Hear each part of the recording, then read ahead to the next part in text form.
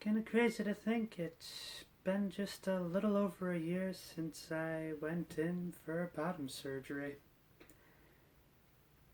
I have a very hard time imagining what life was like before. Occasionally I'd have like these weird little dreams or like images in my mind of what that area used to look like, but it's very fleeting and I'm rather happy about that. I don't like being reminded of such times in my life, and well, I like what I have now so much better.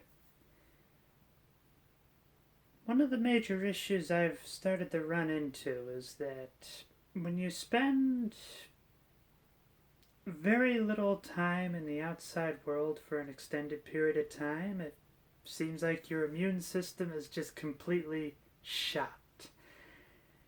So, had a fair bit of a sickness I had to fight off end of December, early January, and very similar thing with this month as well. It's first time I've been that violently ill in a very long time, which I am very thankful for.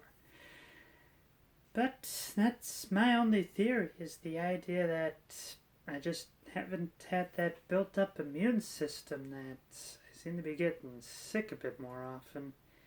Either that or the sicknesses that have been going around as of late have been very powerful for some reason. But other than that, well, as you can see, this is the first time I've been able to buy a legitimate pair of pajamas. I'm not really sure how everybody else handles the situation, but how I always did it was just go for like comfortable shirt and comfortable pants or shorts that are a bit on the rough side, that I don't mind getting stinky if I sweat in the night or if it gets torn up a little bit, because nobody's gonna be seeing what I look like in the pajamas. But this time I wanted to get some legitimate pajamas. I will admit I am still kind of on the lookout for a sleep dress, but then again I have a few kind of sleep equivalent dresses that I wear during the summer months. This is more like a spring, maybe a warmer winter kind of outfit, as it comes with pants, but because it's short sleeve and kind of light material, it doesn't really do too much for warmth, but it definitely gets the job done. I figured I would have had more to mention, but only really just have one more thing to add to the list. Gonna be a pretty short video for this month. So, one of the questions that maybe on the idea of a lot of people is, where do you consider transitioning ending and just you living your life? Or where do you call it the end of the transition? Because, well, it's all about like transportation. Get from point A to point B. When would you say you arrived? I bet you the answer is a little different for each person, but for me personally, I'd say that the transition is not complete until it gets to a point where there is no doubt in anybody's mind that I am not female. Wait a second, was that a double negative?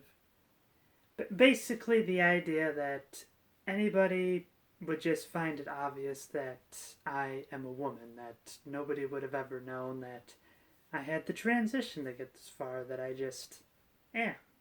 And the only way for people to know that I'm trans is if I tell them. Now I'm sure there's gonna be a few critics in the comments. They're probably typing away right now basically saying, ooh, they'll always be able to tell. They got your chromosomes, it's your face, it's your voice, it's your atoms. There's so many different things. But that is my goal. And I guess piggybacking on top of that, one of the issues I run into when it comes to transitioning is kind of the idea of, am I really doing it the best way?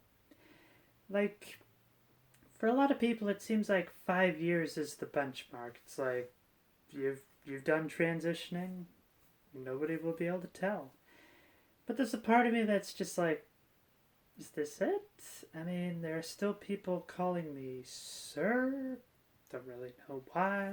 Is it the chin line? Is it the Adam's apple? It's like a job interview where you just don't know why you didn't get the job. You could just spend forever trying to figure out what you did wrong, and, well, sometimes there is no reason. But to get back to the point I was making before, it's the idea of like, am I really doing the best I can? So, for instance, I was hoping to be a little bigger in the chest category, and am I gonna get any bigger? Am I gonna have to find some other way to increase my size? A very typical thing people would say is, why don't you just eat more? Well, my metabolism has always been a bit on the high side, and, well, it's definitely jump-started since I've transitioned, and, well, I don't think I can eat anymore. I basically eat like a horse, but yet I've lost 20 pounds. Which I know for some people it's like, oh, well, why are you complaining? You get to eat all you want and you're not gaining any weight. But, well, I was hoping to gain weight in the right places: chest, hips, backside, that kind of thing. And some people say that if you're able to get it a little more in your face, it kind of rounds out the features. I guess angular lines are a very masculine thing. I don't know. The only thing that I know for sure is that more often than not, when I look in a mirror, I can just go, yeah, I like this. As opposed to before, where, well, when I was really young, my reaction to seeing myself in the mirror was just like, is that me? It can't be. Is it? No, that definitely is. It's touching my nose, just like the reflection, but there was just that weird disconnect. And then in my teen years, when I had to start shaving, it was just kind of a face that, well, I would look at and just go, oh, it's you again. Let's at least make it halfway decent, get rid of that annoying stubble on my face. So, in that regard, I'd say things are very much improved. But, not sure if this is going to be a little too deep of a cut, but didn't really get a lot of exterior validation growing up. I definitely got it when I messed up, but if I was doing something good, that was just considered the status quo. I was never really congratulated, so the idea of somebody using the proper pronouns is a very big deal for me. And when somebody doesn't use the proper pronouns, I'm just kind of like, but why? But what am I doing wrong here? It's not really a question that you can ask. And more often than not, whenever I correct people, they're just kind of like, oh, sorry. And maybe occasionally they'll call me man afterwards, but I really can't tell where in the world I fit on the outside.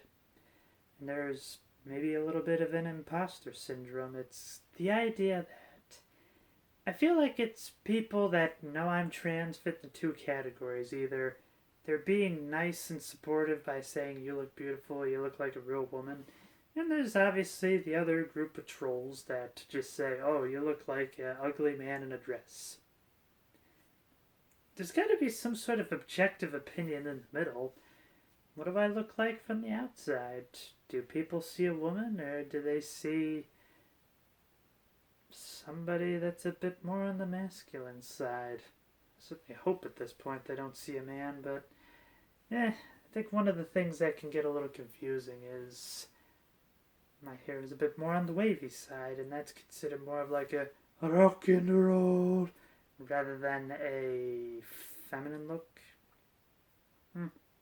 I don't know. Like I said, could spend forever trying to figure out what I'm doing wrong, but I don't know. Hard to say if I'll ever get to that point where everybody will just see me as a woman, no questions asked. But that doesn't mean I'm gonna give up either.